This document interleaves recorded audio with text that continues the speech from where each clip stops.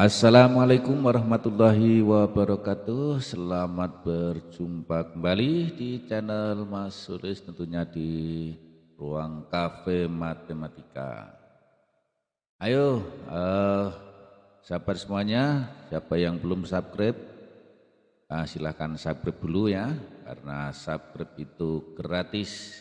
Jangan lupa nyalakan loncengnya agar kalian tidak ketinggalan video-video yang akan kami sampaikan kepada kalian semuanya. Sahabat MS semuanya, untuk kali ini akan kita lanjutkan lagi video yang pertama, episode yang pertama tentang pembahasan soal-soal penilaian tengah semester 2 untuk kelas 7. Nah, untuk itu pada episode yang kedua ini kita akan lanjutkan untuk soal berikutnya. Kalau kemarin kita sudah sampai pada soal nomor 10, kita akan lanjut untuk soal nomor 11. Tentunya silahkan pandang terus video ini, jangan di skip ya, sampai habis. Kemudian kalau kalian masih kurang paham, maka video ini bisa diulang-ulang di YouTube kalian. Oke, kita lanjut lagi untuk soal berikutnya agar durasinya tidak terlalu panjang. Maka langsung ke soal nomor 11 ya. Baik, untuk soal nomor 11 di sini ya,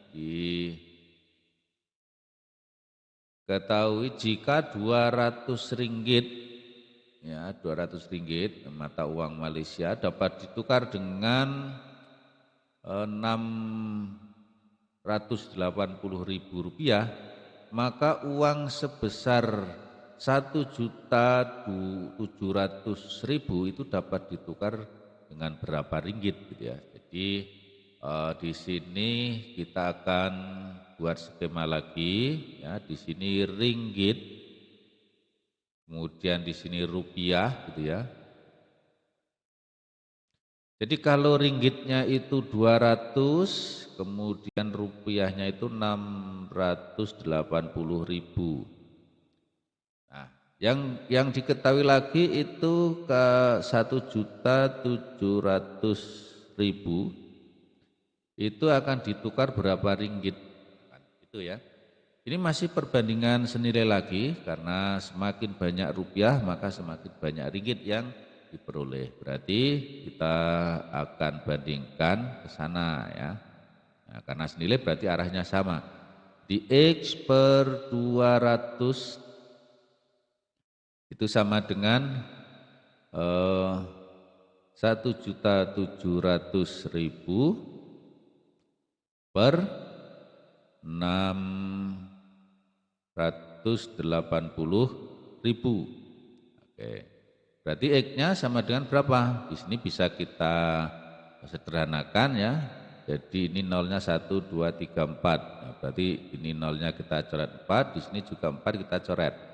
Berarti tinggal 170 per 68 dikali berapa? 200.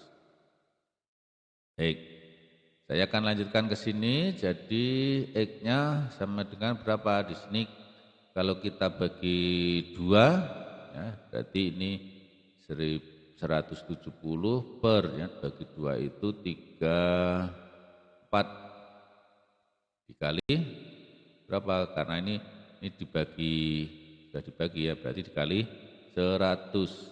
Oke. Nah, berapa ini? 17 dibagi 17 itu 1, ini dibagi 17 itu 2. Berarti ini 10 per 2 kali 100. Nah, 10 per 2 itu 5. 5 kali 100. Berarti sama dengan berapa? 500. Nah, jadi 500 apa? Nah, 500 apa? Tadi di sini kita mencoret nolnya itu 4 ya, 1, 2, 3, 4 gitu. Oke, karena ini ketemunya 500. Nah, 500 di sini apa? 500 di sini adalah X-nya apa? X-nya ringgit. Oh, berarti X-nya itu sama dengan 500 ringgit. Ya, 500 ringgit. Ya. Jadi kalau 1.700.000 itu ringgitnya ada 500 ya, 500 ringgit. Nah, ini kita mencarinya dengan menggunakan perbandingan senilai. Jadi untuk ini dicoret tadi ini tidak mempengaruhi karena ini sudah kita membandingkan ya, kita menyederhanakan perbandingannya. Jadi tidak perlu lagi 500 terus ditambahin 0,4, ini tidak ya. Tidak. Jadi cukup ini karena ini sudah dibandingkan ya, sudah ketemunya sederhananya seperti ini. Oke, kita lanjut lagi untuk soal berikutnya, soal nomor 12. Roni bersepeda menempuh jarak 5 km dalam waktu 20 menit. Ya, jadi jaraknya itu 5 km itu 20 menit. Jika ia bersepeda dengan kecepatan tetap, dengan kecepatannya tetap ya, maka jarak yang ditempuh selama 30 menit, jaraknya berapa? Jaraknya X ya. Karena kecepatannya tetap, maka kalau waktunya semakin lama, maka jaraknya juga semakin semakin jauh gitu. Jadi kalau kita bandingkan, ya ini masih perbandingan senilai lagi. Di X per 5 sama dengan 30/20. Nah, ini X-nya sama dengan, ini bisa dicoret, berarti 3/2 dikali 3/2 dikali 5 ya, 5. Nah, berapa di sini? Yaitu 15/2 atau sama dengan 7,5 apa? Kilometer. Nah, jadi selama 30 menit, ya 30 menit, maka Roni itu bisa menempuh jarak 7,5 kilometer. Nah, ini masih perbandingan senilai. Nah, caranya seperti ini ya, jadi dibandingkan.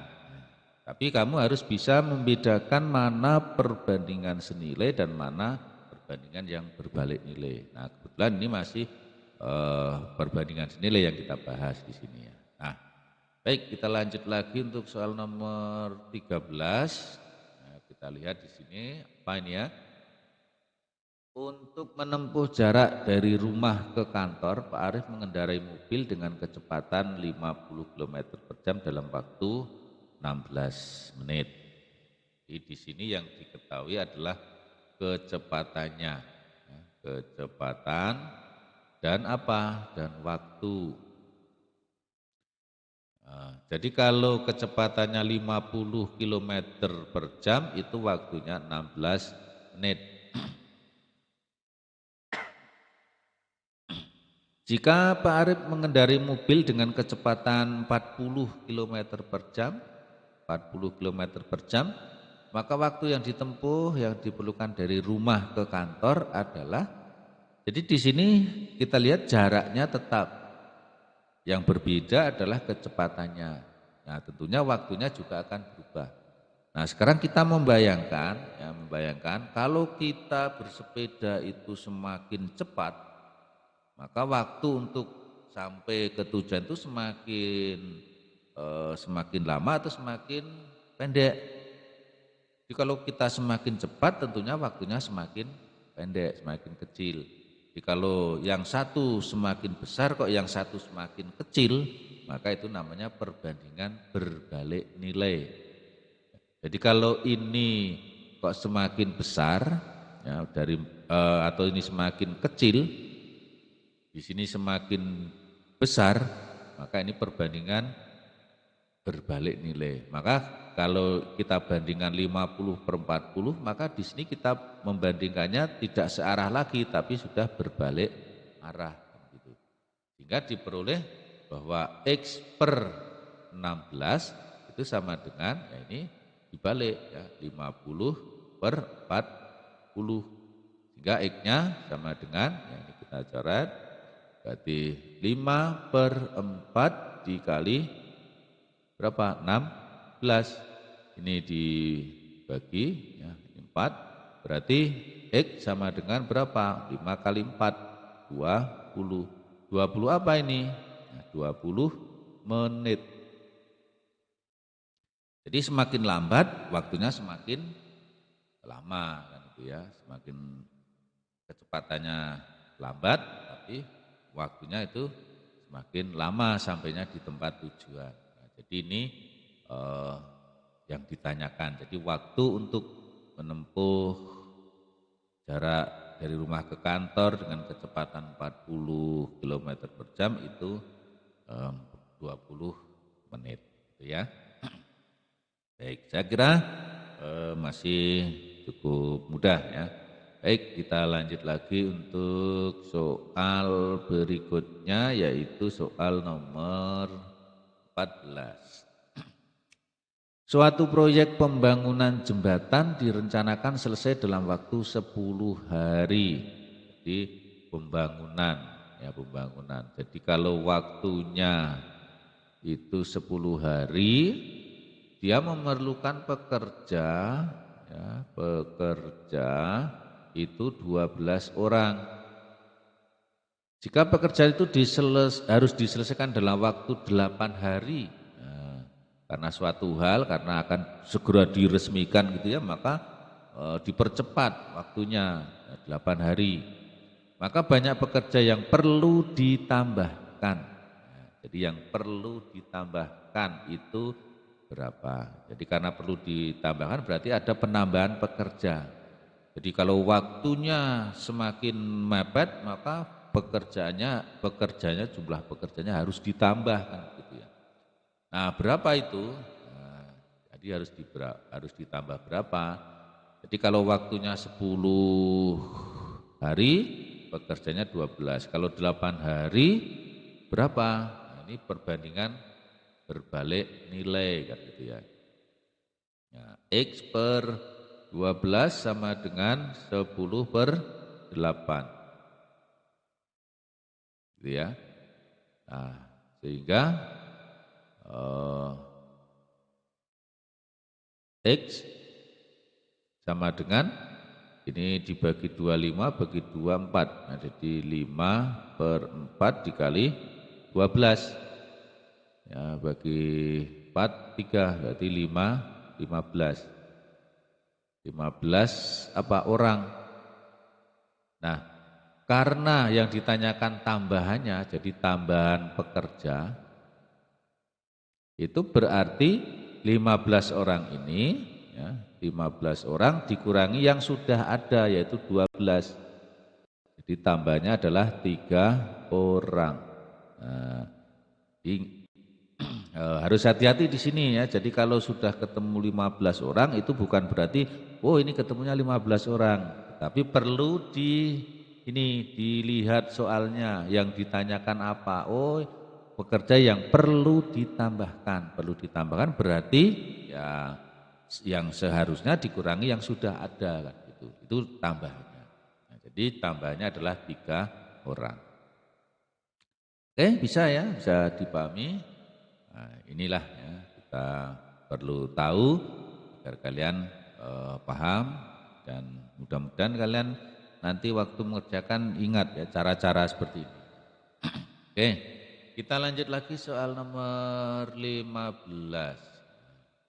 Keran air dengan debit, debit itu berarti kecepatannya ya. Debit 40 liter setiap menitnya. Di kecepatan air itu 40 liter per menit. Dapat mengisi penuh bak penampungan dalam waktu 1 jam.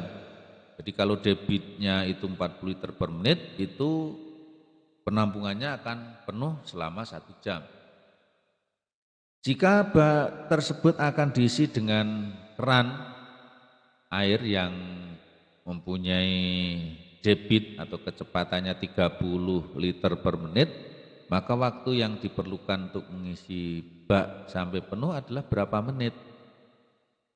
Nah, di sini kita akan tulis lagi ya. Jadi kalau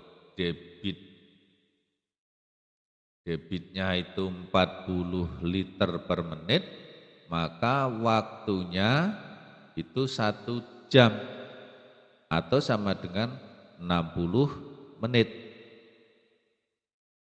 Mengapa saya jadikan menit? Karena di sini mintanya adalah menit ya.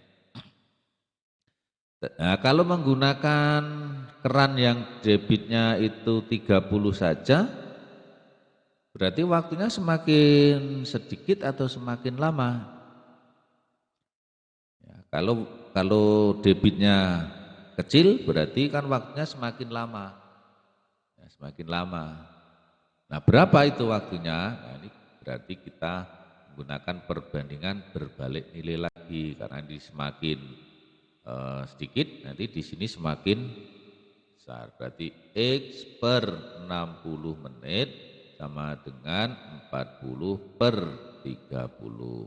Nah, atau ya, X sama dengan, ini disederhanakan 4 per 3 dikali berapa? 60 dibagi 3, 20 berarti sama dengan 80. 80 apa ini? 80 menit. Nah, ketemu kan ya. Jadi mudah sekali ya. Mudah sekali. 80 menit. Baik, kita lanjut lagi ya. Oke, kita lanjut lagi. Nah, soal nomor 16. Berdasarkan tabel berikut, situasi yang menunjukkan kerugian terbesar adalah di sini kalau rugi, ya, kalau rugi itu harga beli dengan harga jual itu besar mana, gitu ya. Nah, mestinya kan besar, besar harga belinya. Ya. Kalau harga jualnya lebih besar dari harga beli berarti ini untung kan gitu. Nah, tetapi di sini yang diminta adalah situasi rugi, ya, situasi rugi. Nah, karena rugi, maka tentunya kita cari harga belinya yang lebih besar dari harga jualnya yang mana? Yaitu ini, ini lebih besar.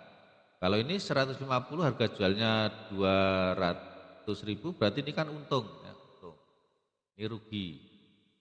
100 di sini 170, di sini 120 berarti rugi gitu ya. Nah, kemudian 120 ini 180 berarti untung. Berarti kita cari yang nomor ini nomor 1, nomor 1, nomor 2, nomor 3, nomor 4. Berarti nomor 2 dan nomor 4 kita cari ya. Karena yang rugi. Nah, yang nomor 2. Jadi ruginya berapa di sini? Nah, ruginya kan berarti harga jual dikurangi harga harga beli. Harga beli, kalau rugi itu harga beli dikurangi harga jual. Berarti yang nomor 2 170.000 dikurangi 120.000. Berarti sama dengan 50.000. Ini ruginya. Kemudian yang nomor 4, ya, nomor 4 karena yang rugi nomor 2 dan nomor 4, ruginya itu harga sama harga beli dikurangi harga jual, berarti 200.000 dikurangi 160.000. Berapa ini ya? 40 ya, 40.000. Nah, 40.000 rupiah. Jadi kerugian yang terbesar itu adalah ini. Ya, berarti yang mana? Yaitu yang nomor 2. Bagaimana? Bisa ya? Saya kira bisa dipahami. Baik, kita lanjut lagi untuk soal berikutnya, soal nomor 17. Bondan membeli 3 buah kaos dengan total harga 100.000 rupiah. Masing-masing kaos dijual kembali dengan harga 40.000. Ya, dengan demikian Bondan itu mengalami untung atau rugi? Kalau untung berapa rupiah, kemudian berapa persen? Nah, sekarang karena kita harus mencari harga jualnya, di sini diketahui harga belinya itu sama dengan 100.000. Ya. Kemudian harga jualnya karena per buahnya itu 40.000, karena ada 3 berarti 3 dikali 40.000. Berarti sama dengan 120.000. Ini untung atau rugi? Karena harga jualnya lebih besar berarti untung ya. Untungnya itu 120.000 dikurangi 100.000. Ya, jadi untungnya 20.000. Nah, kemudian berapa persentasenya? Nah, persentase untungnya itu sama dengan persentase untung ya, sama dengan 20.000 per harga belinya, yaitu 100.000, dikali berapa? Dikali 100%. Nah, di sini kita bisa mencoret ininya ya, coret. Berarti 20.000 dibagi ini 3nya coret, ini juga coret, berarti 21, berarti 20%. Jadi untung 20%. Gitu ya. Kalau untung itu berarti harga jualnya lebih besar dari harga beli, tapi kalau rugi itu harga belinya yang lebih besar dari harga jual. Baik, kita lanjut lagi soal nomor 18 ya, soal nomor 18. Suatu hari Pak Made berhasil menjual semua es campur sebanyak 80 bungkus dengan harga Rp5.000 per bungkus. Dari penjualan tersebut total keuntungan yang diperolehnya sebesar Rp150.000. Berapakah modal berjualan hari itu? Nah, jadi kita akan akan mencari harga jualnya. Harga jual itu sama dengan 80 bungkus dikalikan per bungkusnya 5.000. Berarti sama dengan ya, karena 8 kali 5 itu 40, nolnya 1, 2, 3, 4. 1, 2, 3, 4. Jadi ada 400.000 harga jualnya. Kemudian diketahui lagi untungnya itu 150.000. Yang ditanyakan harga belinya berapa? Harga beli berarti harga jual dikurangi untung, gitu ya. Jadi sama dengan 400.000 dikurangi 150.000. Itu berapa di sini? Yaitu 250.000. Ya, jadi ini apa? Harga beli atau bisa juga disebut sebagai apa ini? Modalnya. Ya, modal. Modalnya adalah 250.000. Untungnya 150.000. Oke, mudah ya? Saya kira cukup mudah, bisa dipahami. Baik, untuk selanjutnya nomor 19. Nomor 19. Rena membeli gelang seharga Rp12.000. Nah, gelangnya Rp12.000 berarti itu bukan gelang emas ya, nah, mungkin gelang imitasi. Rena membeli gelang seharga Rp12.000. Ia akan menjualnya kembali kepada temannya dengan menginginkan keuntungan 25%. Berapa harga jualnya? Baik. Di sini yang diketahui harga belinya itu sama dengan Rp12.000. Kemudian untungnya itu sama dengan 25%. Artinya berapa ini untungnya? Untungnya itu sama dengan 25/100 dikalikan harga belinya 12.000. Ya. Jadi untung itu sama dengan apa? Persentase untung ya per 100 dikalikan harga beli ya. Nah, di sini ini kan 1/4 ya kali 12.000. Maka untungnya adalah Rp3.000. Untungnya Rp3.000. Nah, sekarang yang ditanyakan adalah harga jual. Jadi harga jual itu adalah harga beli ditambah untung. Atau kalau rugi ya harga beli dikurangi rugi kan gitu. Jadi sama dengan 12.000 ditambah 3.000. Berarti harga jualnya berapa? Rp15.000. Oke, mudah kawan ya. Kira tidak terlalu sulit. Baik, kita akan lanjut lagi untuk soal berikutnya, soal nomor 20 ya. Bu Ina membeli satu lusin pot dengan harga Rp72.000. Pot itu dijualnya eceran ya dengan harga Rp8.000 per buah. Baik, ya jadi jumlah potnya itu kan sama dengan satu lusin. Satu lusin itu sama dengan 12 buah gitu ya. 12. Nah, harganya jadi harga belinya ya, jadi harga belinya itu 72.000. 72.000. Pot itu dijualnya eceran, jadi harga jualnya itu eceran 8.000, berarti harga jualnya 12 dikalikan harga ecerannya yaitu 8.000. 96.000. Berarti ini adalah untung. Nah, untungnya berapa? Untungnya 96.000 dikurangi 72.000 yaitu 24.000 ya.